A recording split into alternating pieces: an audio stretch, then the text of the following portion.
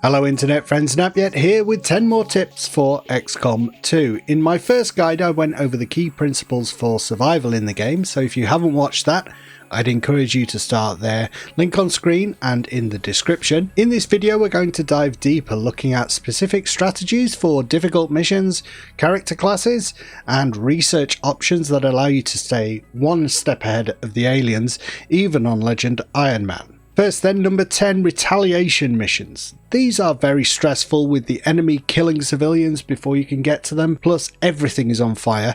It's also the first mission where you'll encounter the Chosen. First thing to remember is that your soldiers are more important than the civilians. It sounds heartless, but a squad wipe is a definite fail, and rushing to rescue hapless NPCs usually leads to a quick death. There are faceless also hiding among the population, which will trigger when you get too close.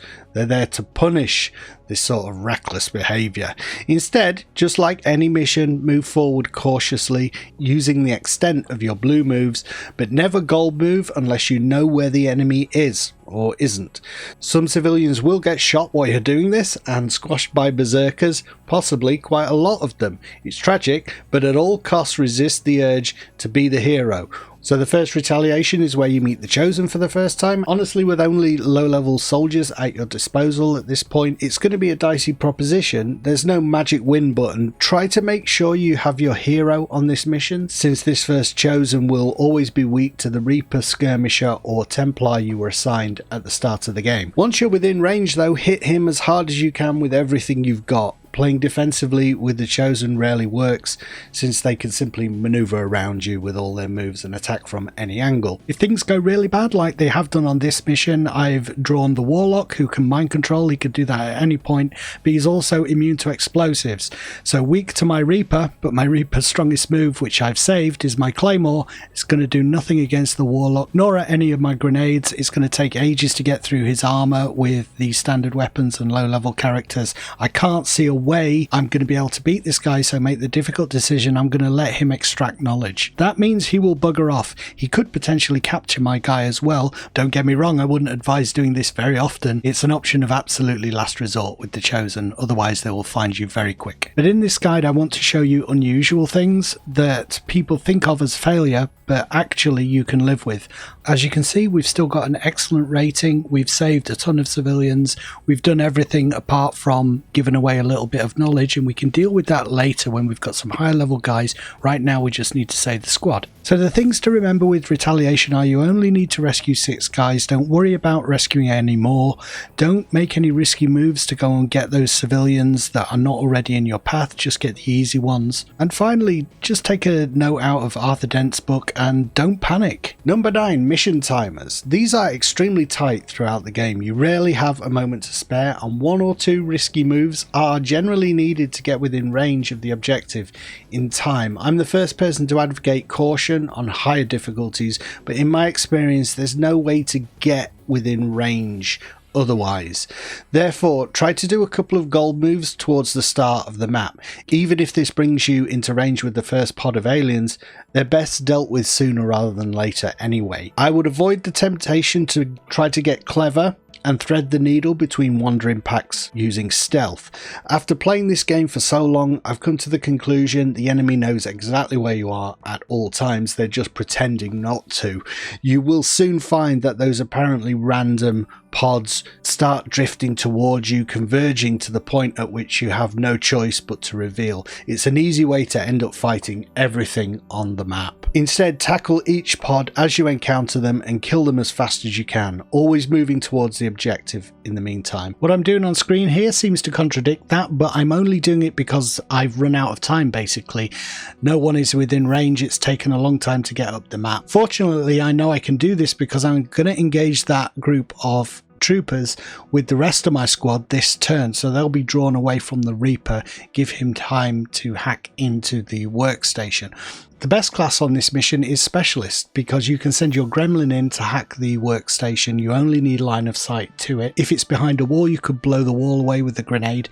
Be very careful when you're doing that. If the target is in a vehicle of some kind, because you can detonate the vehicle, or you could kill the VIP. Sometimes they're inside the van if that's the mission objective. Be very careful, but I would say Specialist is the best one on this mission. Unfortunately, I didn't get one with my promotions in this first month, so swings and roundabouts in this game, innit? After Retaliations, timers are really what lead to squad wipes. People rush, get into a bad situation and lose not only the mission but their entire squad.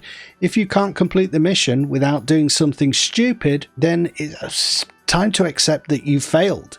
It's not worth failing and losing your squad as well. Number 8, recover the operative. This is a mission type that's often missed on lists of XCOM missions, perhaps because it's so specific. It always takes place in a sewer. You have to make your way to a stranded resistance operative, killing a couple of pods of aliens along the way, and possibly the Chosen also. But then the really tricky part starts. You have to wait 4 turns while enemy reinforcements start dropping in through the roof constantly. Sometimes they can be on both flanks, so there's no obvious way to run either. But you should run. Ignore Central's next communication, which tells you to hold position. We've got multiple contacts closing on your position. It's an ambush. Hold your ground. Under no circumstances should you do this. You need to run for a dark corner of the map and hide. This is why it's important to kill all the other mobs before the reinforcements start dropping. There's a constant stream and it's very hard. It's not impossible, but it's very hard to stay ahead of the flow of enemies. The much better option is to run and wait out the clock. Make the enemy waste their moves trying to keep up with you. If the drop beacons are on either side of you, then wait near one, overwatch, and kill the first bunch of enemies. Then run so both zones are in the same direction behind you. When the evac comes, it will be close to your squad, not in the place Central told you to hold position. It's not always right on top of you, like it is here. You might have to make a dash for it, or in the worst case, it will take another turn to get to, but it's definitely not linked to where the VIP was. It's linked to where you are, where your squad is. It's a level of misinformation on par with the first game when you are told at some point that be careful with grenades because they destroy corpses and we need corpses. No, absolutely use all the grenades you need to stay alive and absolutely don't hold position on this mission. Number 7, which class is best? I could think of only one definitive answer to this, a class I take on every mission regardless of mission type, enemies or the makeup of the squad, and that's a medic spec specialist. Unlike the first game where snipers really ended up being the alpha class, every type of soldier can be a powerful combatant in XCOM 2, but what about when that perfect ambush fails? What about when your ranger is out of position with no moves? This is where the medic is a lifesaver, patching people up and turning a disastrous mission into a winnable one again. They can send in their gremlin to give that ranger some defense. They can stop people burning or dying from poison. They're immune to poison themselves, by the way. And that unconscious soldier who you're faced with either leaving or evacing, so you don't have access to 2 guys on the mission, they can revive them and potentially heal them right back up to full health. I'd always aim to have at least 2 medic specialists so you can alternate when one is tired, and only after that start to look at the hacking branch. It's unfortunate since the hacking skills are incredibly useful in the late game against robotic enemies, but the medic is just more broadly useful in every situation, so I'd always go for those skills first. Number 6, weapons or armor. Most people choose to research magnetic weapons first, and it's not a bad option. They help you take out the enemy before they can get hit in. The downside is your guys are very squishy for a long time and easily susceptible to one-hit kills in the early game. Magnetic weapons are also very expensive, with every specific weapon type having to be bought.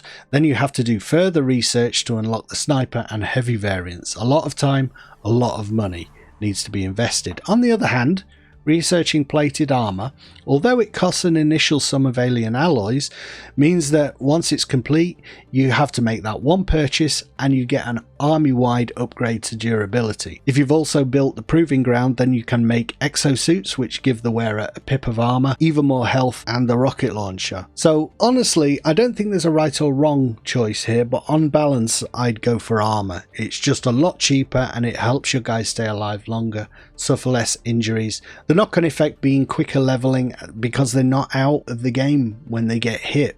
More armor means that those grave injuries don't happen as often. Number 5, build a spark. XCOM's mechanized units are so good compared to your squishy underpowered soldiers, and sparks remain strong into the end game.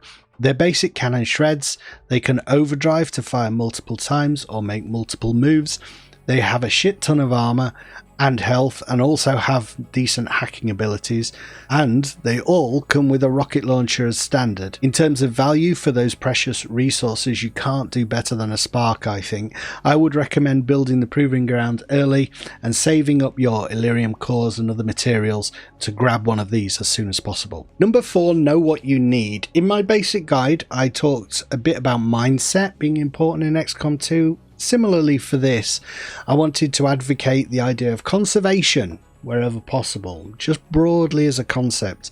As you get to know the mission types, you'll start to get a feel of what you'll have to contend with. Moderate difficulty usually means 3 pods of relatively mundane aliens. Difficult, it can be up to 4. Very difficult, even more than that, probably reinforcements.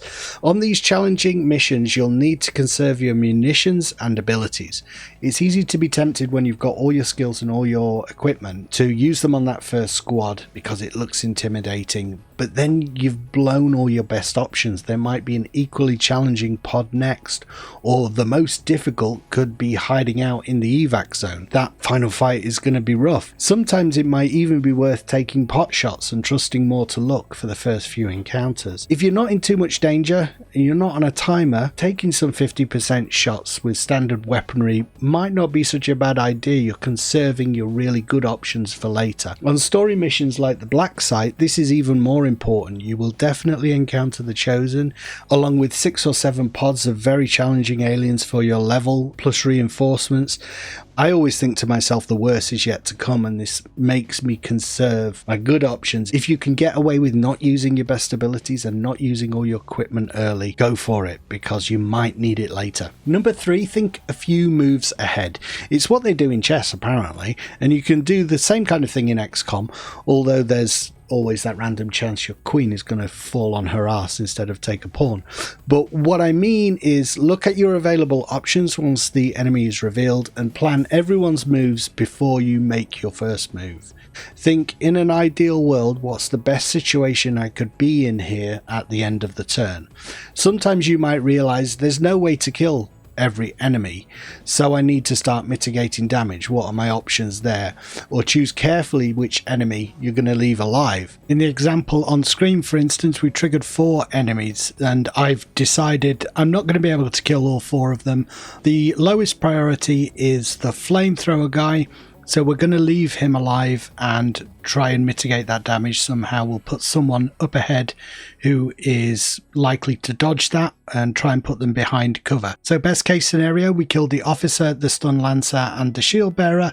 That leaves the flamethrower guy to either try and flame us or throw a grenade at us to discourage him from throwing the grenade, try to keep people as spaced out as possible, run forward for the final kill with the Templar, and then this happens. So you've always got to be ready for something untoward. I feel like in that situation I had to run the Templar forward to make sure we killed all 3 of them. But this is where the previous point comes in, because we've conserved our equipment, we've still got our mimic beacon, and we've left the guy carrying it, our skirmisher, until last for something like this, in case something like this went wrong, because running the Templar forward is always risky. Concerns about the flamethrower guy's grenade have gone out of the window at this point, although I should have left the skirmisher guy at the door. Probably.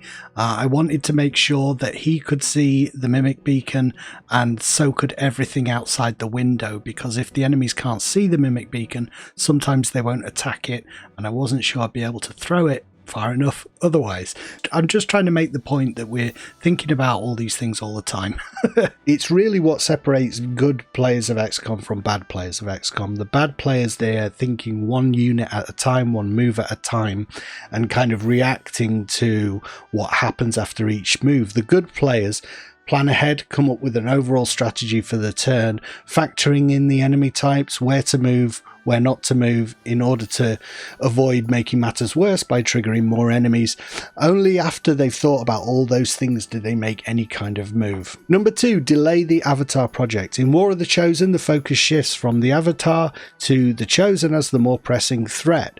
You have many more ways to remove progress from the avatar counter, resistance orders, covert missions, destroyed facilities.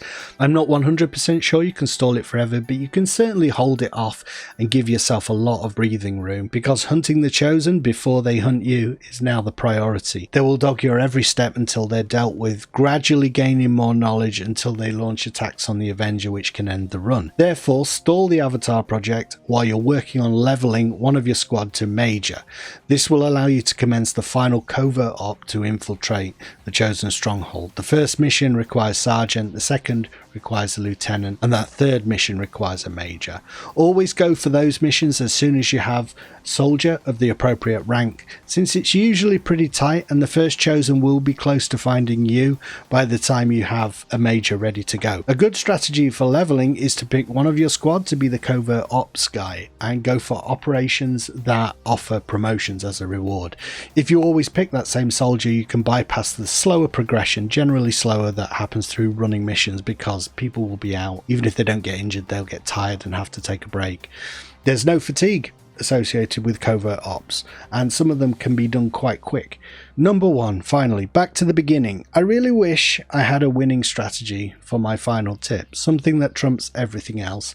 But in XCOM 2, I really haven't found one. There are quirks and exploits, like the fact the Lost can't climb walls. As soon as you realise this, you can block all the ladders and stand on top of a container crate. Just pick them off at your leisure. There are mods that correct this, by the way.